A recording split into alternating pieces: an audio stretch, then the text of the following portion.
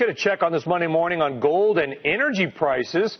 Joining us now to talk gold, Peter Schiff, CEO of Euro Pacific Capital, and in oil and gas, we've got Matt Smith from Schneider Electric. Peter, first to you, because you and I have spoken many times in the past. Thanks for getting up early for us.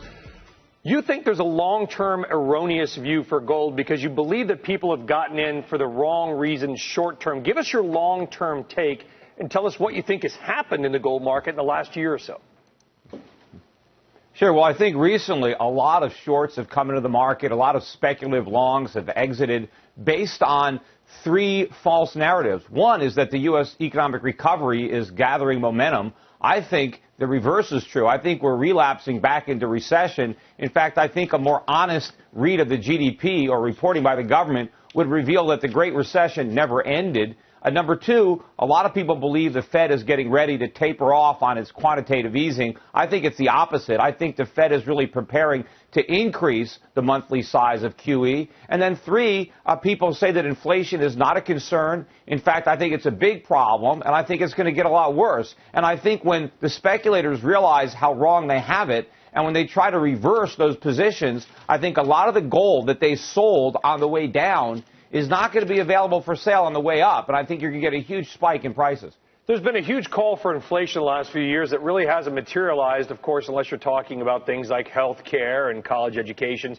Everybody knows inflation exists there. But if we actually get, let's say, as the government measures it, and I kind of agree with you on this point, Peter, real inflation, 3.5%, 4%, what is that going to mean for the price of gold?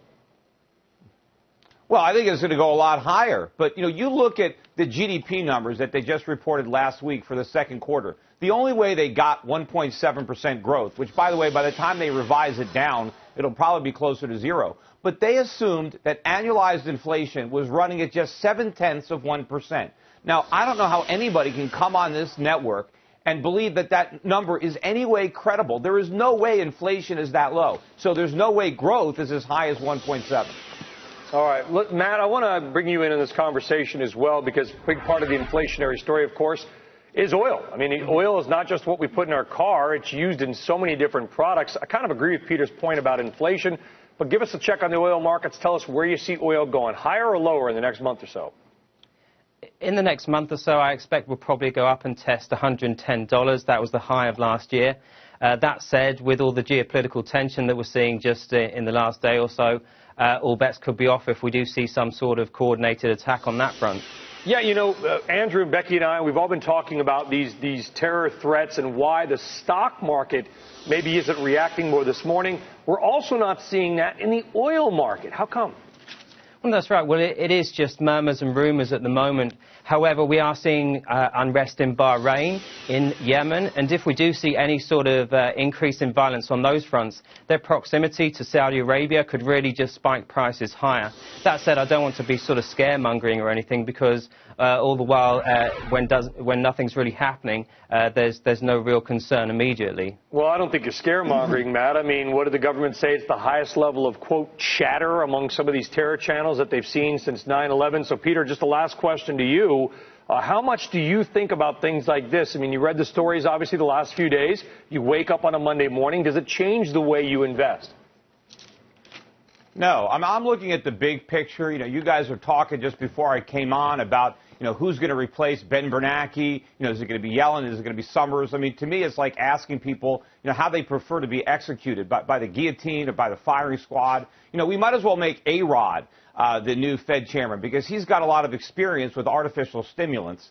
So I'm focusing on that. And if you look at the big picture, oil prices, gold prices are going a lot higher because we're going to print a lot more money. Money's going to lose value. The price of everything is going to go up. So would you suspend Bernanke or give him a lifetime ban, Peter? Well, I think that Ben Bernanke is, let Alan Greenspan off the hook, because I used to think he was the worst Fed chairman ever until Bernanke came and outdid him. Maybe he's looking for his successor to return the favor. I don't know.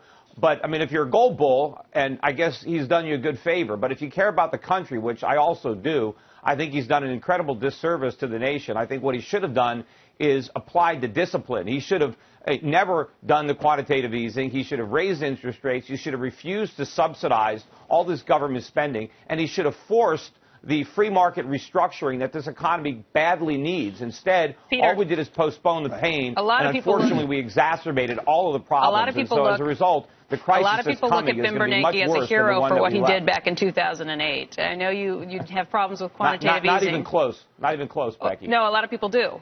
History is not going to look kindly on Ben Bernanke. You think he should have done nothing in 2008?